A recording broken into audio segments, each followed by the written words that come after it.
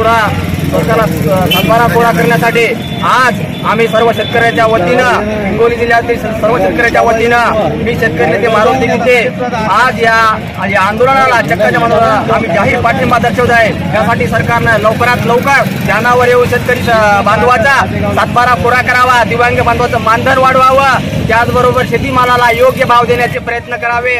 नसता आज आम्ही शांततेच्या मार्गात राज्यभर चक्काजाम आंदोलन राबवत आहोत। येणाऱ्या काळात आम्ही उग्र रूप धरून हे सातबारा कोरा करण्यासाठी आपल्याला भाग पाडू, हे मात्र या आजच्या या आंदोलनाच्या माध्यमातून मी शासनाला सांगण्याचा प्रयत्न करत आहे। आज बच्चू भाऊने पूर्ण महाराष्ट्रभर चक्काजाम आंदोलन ठेवलं आज 24 तारखेला, आणि त्यांच्याच नेतृत्वाखाली आज आम्ही या शेनगाव ते गोरेगाव रोडवर आजेगाव या ठिकाणी आज चक्काजामचा आंदोलन या ठिकाणी ठेवलेलं आहे।